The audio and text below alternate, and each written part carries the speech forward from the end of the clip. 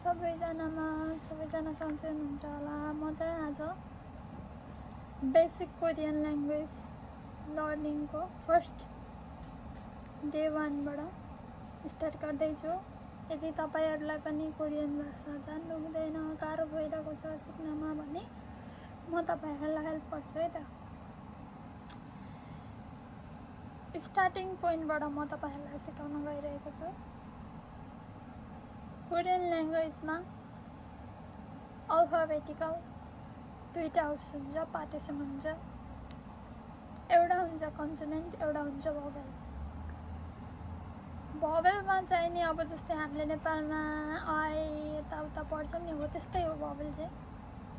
अनि कन्सोनेन्टमा चाहिँ नि अब क ख ग भनेर हामीले पढ्छौँ नि, सेम हो, त्यस्तै हो। अब तपाईहरुलाई म सिकाउन गइरहेको छु। ग भनेर कोरियनमा लेख्दाखेरि यस्तो हुन्छ। यो भनेको चाहिँ ग हो।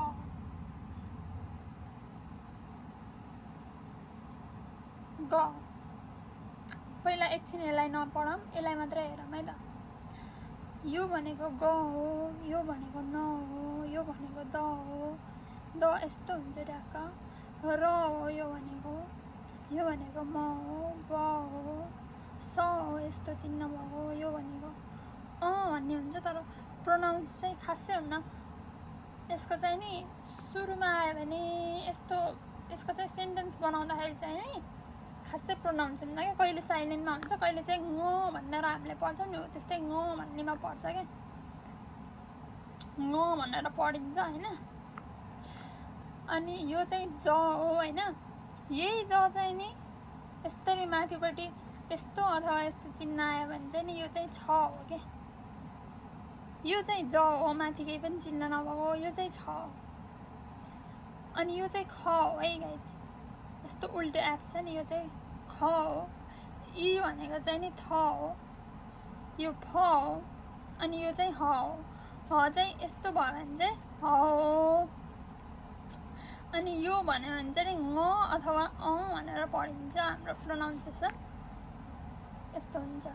अब हामीलाई यो सटिकमा रिमेम्बर गर्नको लागि चाहिँ नि गुन्द्रीमा बस,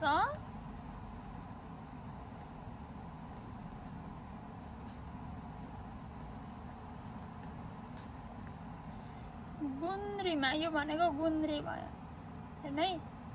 गुन्द्रीमा यहाँसम्म ग न द र म ब स, गुन्द्रीमा बस है।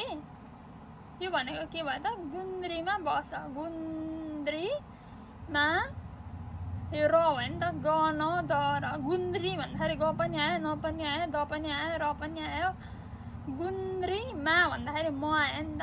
त्यही भएर सजिलो सटिकको लागि गुन्द्रीमा बस। अज छ ह हुन्छ है सम्झिनको लागि चाहिँ। अज छ ह, ख थ फ ह। अज छ मतलब आज छ भनेर सम्झिनु। गुन्द्रीमा बस आज छ, ख थ फ ह भन्दै कता पसेछ। यो चाहिँ क हो, यो चाहिँ त हो, अनि यो चाहिँ प हो। अनि यो चाहिँ डबल सेम स भयो नि। यो डबल ब डबल भयो भने चाहिँ नि प हो है गाइज। ब डबल भयो भने प हो। द डबल भयो भने चाहिँ नि त हो, त तराजु त। अनि ग डबल भयो भने चाहिँ नि क हो। बुझ्नु भयो नि। गुन्द्रीमा बस अज छ भनेको आज छ भनेर सम्झेन नि भयो। ख थ फ ह भन्दै कता पसेछ। क पनि छ, त पनि छ, प पनि छ, स पनि छ, च पनि छ। त्यही भएर कता पसेछ। यो छ डबल भयो भने च होइन है गाइज। ज डबल भयो भने च हो। नझुक्किनु होला यसमा चाहिँ। बुझ्नुभयो नि हजुरहरूले। र आजको लागि चाहिँ मैले यति नै।